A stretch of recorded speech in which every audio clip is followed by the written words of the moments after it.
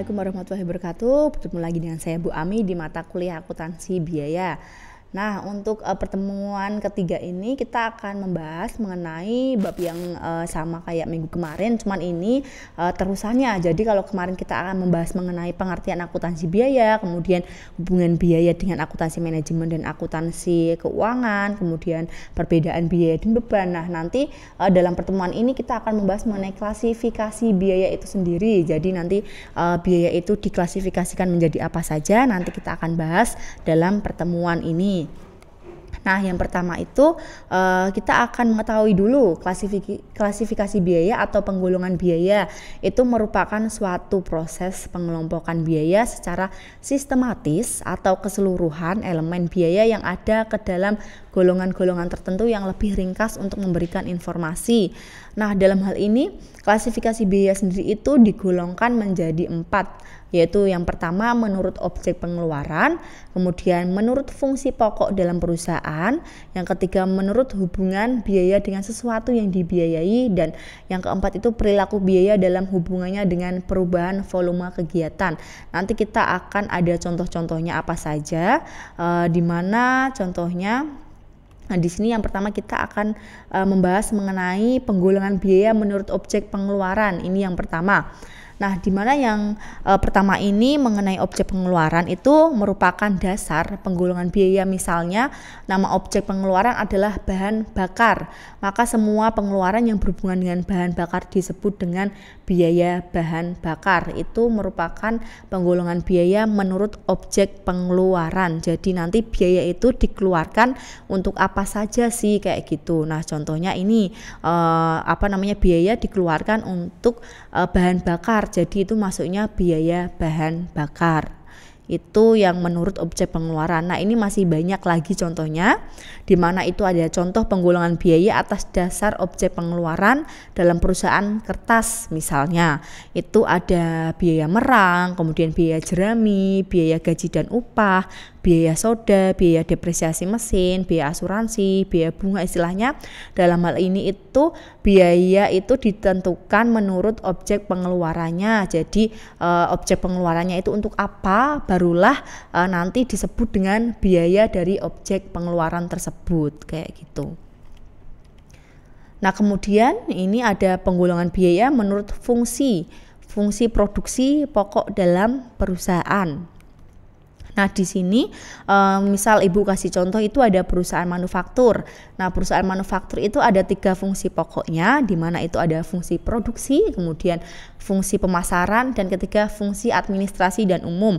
Tentunya dalam perusahaan itu apalagi manufaktur, dia yang memproduksi suatu barang itu tentunya kan ada proses produksi. Kemudian setelah proses produksi itu dia tercipta suatu barang atau output. Nah, kemudian setelah dia tercipta suatu barang, dia melakukan pemasaran untuk istilahnya penjualan, untuk penjualan produknya itu agar laku di pasaran. Nah, setelah itu ada fungsi administrasi dan umum. Nah, di mana di sini nanti bagian administrasi dan umum itu untuk perhitungan biaya-biaya yang sudah dikeluarkan dalam produksi, dalam pemasaran, itu nanti itu dihitung, kemudian biaya-biaya yang dikeluarkan itu dijadikan laporan biaya oleh pihak atau dalam administrasi dan umum tersebut.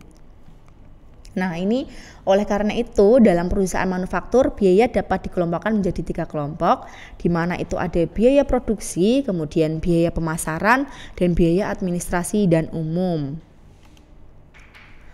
Ini misal yang pertama itu ada biaya produksi. Nah, biaya produksi itu merupakan biaya-biaya yang terjadi untuk mengolah bahan baku menjadi produk jadi yang siap untuk dijual. Nah, contohnya saja kayak kita memproduksi suatu baju kayak gitu kan.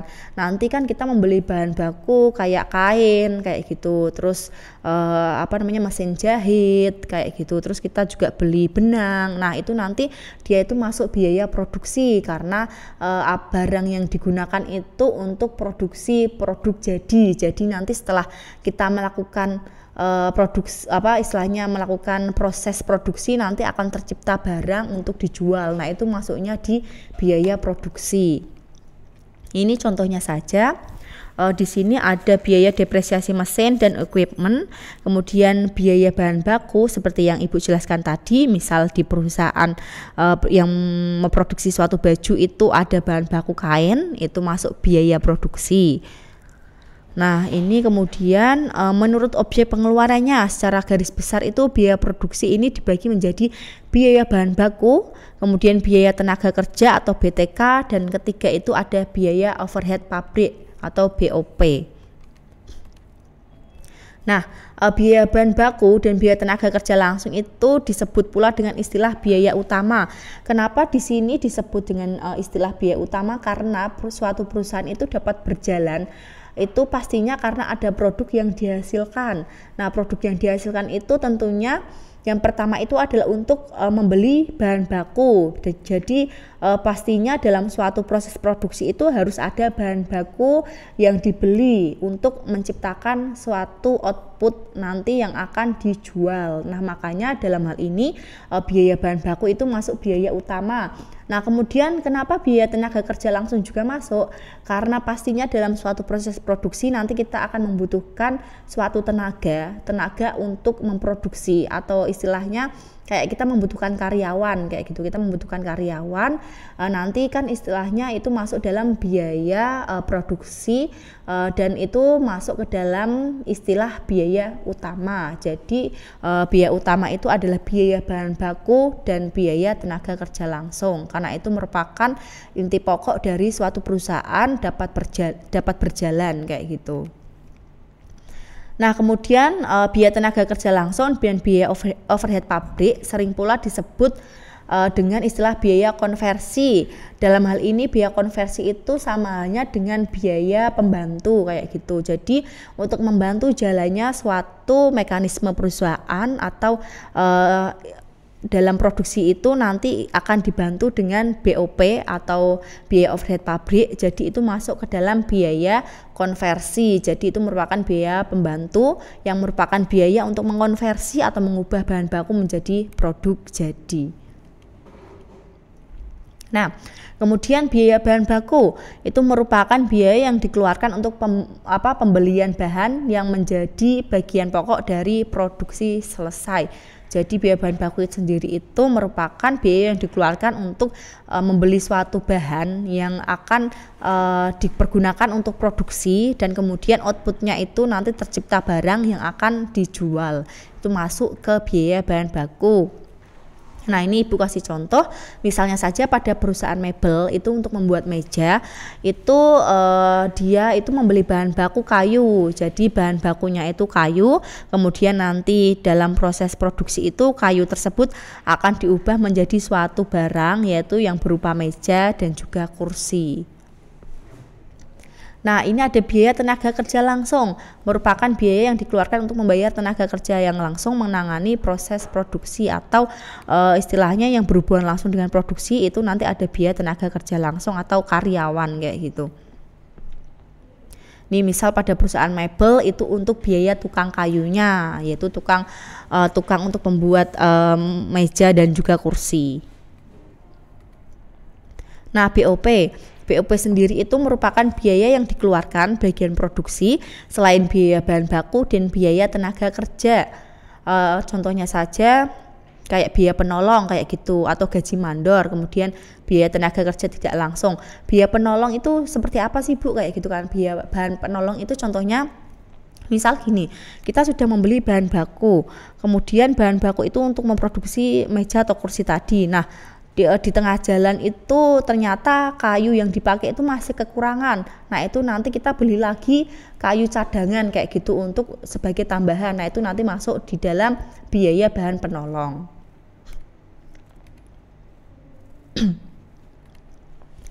Nah, kemudian ini ada biaya pemasaran. Nah, biaya pemasaran itu merupakan biaya-biaya yang terjadi untuk melaksanakan kegiatan pemasaran produk. Contohnya saja kayak biaya iklan, biaya promosi. Jadi nanti setelah produk jadi untuk penjualan nanti kita akan melakukan pemasaran agar produk tersebut itu laku, atau istilahnya di pasaran itu pembeli dapat mengetahui produk apa yang kita hasilkan kayak gitu. Nanti istilahnya untuk kita menarik konsumen agar dia mau membeli produk kita kayak gitu. Jadi ini merupakan biaya pemasaran.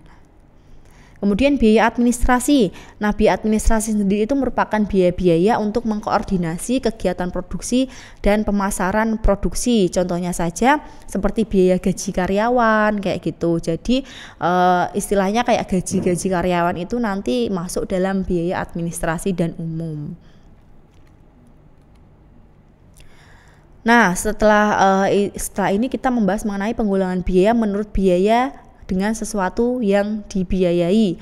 Nah, di mana sesuatu yang dibiayai itu dapat berupa produk atau departemen dalam hubungannya dengan sesuatu yang dibiayai. Biaya dapat dikelompokkan menjadi dua golongan, yaitu biaya langsung dan biaya tidak langsung. Nah, dalam hubungan dengan departemen, biaya dibagi menjadi dua golongan, di mana di sini ada biaya langsung departemen atau biaya tidak langsung departemen. Jadi kita akan membahas dulu nih mengenai biaya langsung. Biaya langsung itu apa sih? Biaya langsung itu merupakan biaya yang terjadi yang penyebab satu-satunya itu adalah karena adanya sesuatu yang dibiayai. Jika sesuatu yang dibiayai tersebut tidak ada, maka biaya langsung ini tidak akan terjadi. Nih contohnya saja, biaya produksi langsung itu terdiri dari biaya bahan baku dan biaya tenaga kerja. Kemudian biaya langsung dalam departemen. Nah, dalam departemen itu adalah semua biaya yang terjadi di dalam departemen tertentu.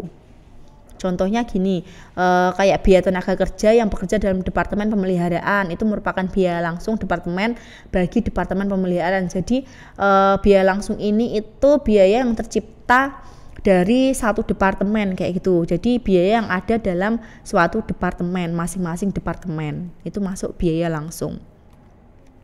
Nah, kemudian biaya tidak langsung. Biaya tidak langsung itu adalah biaya yang terjadinya tidak hanya disebabkan oleh sesuatu yang dibiayai. Ini misalnya saja biaya yang tidak langsung itu dalam hubungannya dengan produk itu disebut dengan istilah biaya produksi tidak langsung atau biaya overhead pabrik.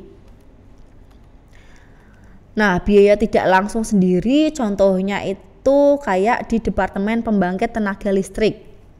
Jadi kalau tadi biaya langsung itu biaya yang hanya dinikmati oleh departemen itu saja, tetapi departemen yang lain tidak ikut menikmati. Tetapi kalau biaya tidak langsung itu istilahnya kayak departemen listrik ini, jadi semua departemen itu ikut menikmati listrik. Jadi semua departemen itu ikut menggunakan listrik, tetapi biayanya itu hanya dibebankan pada departemen listrik.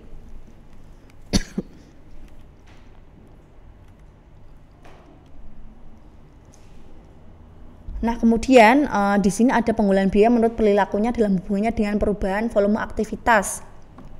Nah, di mana di sini ada 3, yaitu biaya variabel, biaya semi variabel, dan biaya semi fix. Kemudian ada biaya tetap. Yang pertama itu ada biaya variabel, di mana biaya variabel itu biaya yang jumlah totalnya berubah sebanding dengan volume kegiatan. Contohnya saja kayak gini.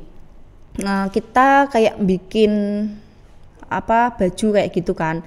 Jadi misal satu baju itu harganya 25.000, nanti kita akan membuat 100 baju kayak gitu. Berarti biaya yang dikeluarkan itu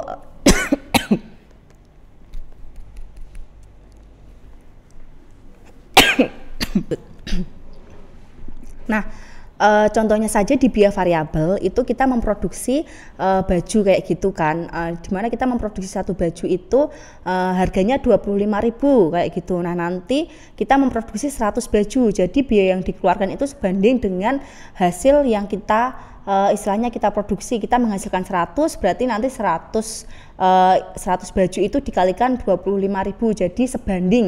Jadi biaya itu jumlah totalnya berubah sebanding dengan perubahan volume kegiatan. Jadi sesuai dengan produk yang kita hasilkan, maka nanti biaya itu pun akan bertambah juga kayak gitu. Ini contohnya saja, biaya variabel itu kita misal kita memproduksi 1 unit, itu ya biaya yang dikeluarkan itu 500. Kemudian kita memproduksi 10 unit, yang dikeluarkan itu 5.000 kayak gitu. Jadi sebanding dengan produk atau output yang kita hasilkan, tetapi biaya bahan per unitnya itu tetap sama yaitu 500 kayak gitu. Jadi bedanya itu di jumlah output dan di biaya total itu nanti perbedaannya itu sebanding, perubahannya itu sebanding. Misal outputnya itu bertambah, maka biayanya itu akan bertambah kayak gitu, tetapi per unitnya itu tetap sama, itu masuk ke biaya variabel. Ini ada contoh grafiknya variabel di mana itu kelihatan ini sebanding. Jadi ini sebanding ya, unitnya sebanding. Kemudian ini produk yang dihasilkan dan total biaya, misal unit produksi atau biaya yang dikeluarkan naik, maka outputnya itu juga naik. Jadi misal kita satu baju kita mengeluarkan biaya 25.000, nanti 100 baju kita mengeluarkan biaya 2,5 juta kayak gitu. Nah ini sebanding, jadi sebanding dengan apa yang kita keluarkan, maka produknya pun juga ikut naik kayak gitu. Nah kemudian ini biaya semi variabel. Nah biaya semi variabel itu adalah biaya yang berubah tidak sebanding dengan perubahan volume kegiatan. Jadi contohnya saja gaji salesman kayak gitu. Jadi gaji salesman itu tiap bulan itu sama, tetapi kegiatannya itu bisa jadi berbeda. Misal dalam satu bulan itu salesman itu dia melakukan pemasaran seminggu 3 kali atau seminggu 2 kali atau seminggu full kayak gitu tuh. Dalam satu bulan itu dia tetap gajinya itu tetap sama. Misal dalam sebulan gajinya 1 juta, walaupun dia seminggu bekerja 3 kali, seminggu bekerja 7 hari atau 2 hari kayak gitu tuh tidak ada pengaruhnya. Jadi tetap sama.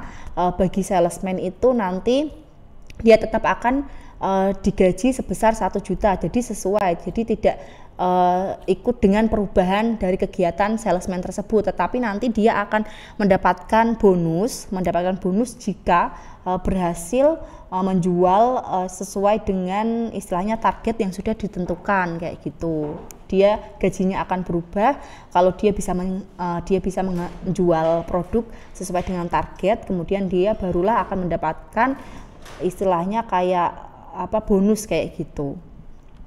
Kemudian yang ketiga, biaya semi fix atau di sini merupakan seperti biaya penelitian, kemudian biaya pemeriksaan. Jadi walaupun dalam 1 bulan atau dalam 1 tahun itu ada pemeriksaan, istilahnya pemeriksaan audit kayak gitu, itu ada 1 tahun sekali atau 1 tahun 2 kali, itu biaya yang dikeluarkan itu akan tetap sama kayak gitu. Jadi nanti tinggal dibagi yang sudah ditetapkan di awal itu biayanya berapa, nanti akan dibagi dengan kegiatan yang dilakukan kayak gitu.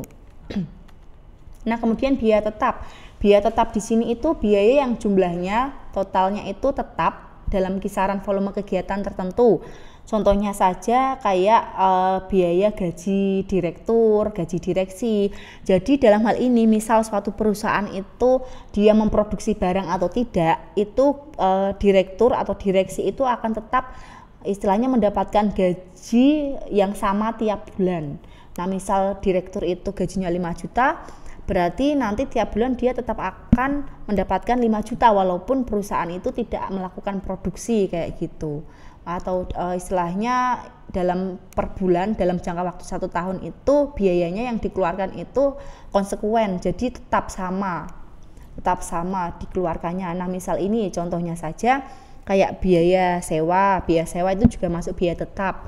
Ini biaya sewa itu tuh 60.000 per unit produksi, jadi biaya sewanya 600.000 per unitnya, maksudnya 600 unit itu dia biaya sewanya tetap 60.000, 200.000 unit itu dia biaya sewanya tetap 60.000, jadi sama kayak gitu, tidak ada perubahan biaya walaupun dia memproduksinya itu banyak ataupun sedikit. Ini contohnya grafiknya biaya tetap. Jadi dia biayanya tetap yang dikeluarkan tetap 60.000 walaupun dia produksi banyak ataupun produksi sedikit, tetap dia mengeluarkan 60.000. Nah ini kemudian ada penggolongan biaya atas dasar jangka waktu manfaatnya, di mana di sini ada pengeluaran modal. Nah pengeluaran modal adalah biaya yang mempunyai manfaat lebih dari 1 periode akuntansi. Biaya ini biasanya itu dalam 1 tahun kalender. Nah contohnya saja pengeluaran modal adalah pengeluaran untuk pembelian aktiva tetap. Nah aktiva tetap di sini contohnya untuk pembelian mesin kayak gitu, terus pembelian tanah, pembelian apalagi istilahnya yang barang tetap kayak gitu, pembelian kendaraan kayak gitu. Contohnya saja itu untuk pengeluaran modal bagi perusahaan agar dapat berjalan dalam jangka waktu 1 tahun. Ini pengeluaran pendapatan. Nah, pengeluaran pendapatan sendiri itu adalah biaya yang hanya mempunyai manfaat dalam periode akuntansi terjadi pengeluaran tersebut. Nah, contohnya saja kayak biaya iklan, biaya telepon, dan biaya tenaga kerja itu masuk dalam pengeluaran pendapatan. Jadi pengeluaran yang dilakukan untuk menghasilkan pendapatan kayak misal iklan. Jadi kita melakukan istilahnya promosi dalam bentuk iklan, itu kita mengeluarkan biaya. Jadi itu untuk menaikkan suatu pendapatan agar barang dalam suatu perusahaan itu lebih istilahnya lebih laku atau lebih dikenal oleh customer kayak gitu. Nah, ini kemudian hubungan biaya dengan pengambilan keputusan. Nah, dalam hal ini itu ada biaya kesempatan, biaya komite, terus biaya aktual, di mana kemudian ada juga biaya relevan, biaya histori. Nah, biaya peluang ini ada macam-macam. Ini yang paling penting ini yang biaya peluang. Contohnya saja kayak gini.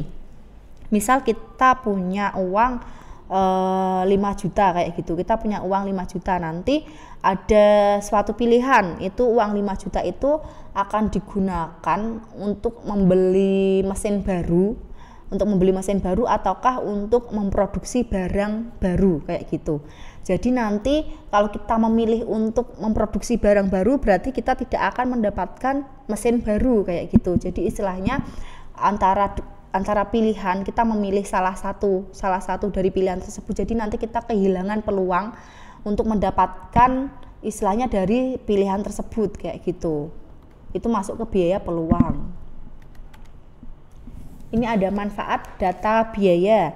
Nah, manfaat data biaya sendiri itu ada perencanaan, pengawasan, dan juga pengukuran penghasilan dan pengambilan keputusan bisnis. Ini saling terkait ya. Yang pertama itu perencanaan, tentunya di awal aktivitas suatu perusahaan itu dari pihak manajemen, itu masuk ke akuntansi manajemen, itu menentukan perencanaan biaya-biaya yang akan dikeluarkan selama jangka waktu 1 tahun itu apa saja kayak gitu. Nah, kemudian setelah ditetapkan di awal itu nanti ada pengawasan di mana di biaya tersebut itu apakah benar-benar terpakai kayak gitu, benar-benar terpakai atau tidak. Nah, selanjutnya setelah tadi ada pengawasan, kemudian ada pengukuran penghasilan.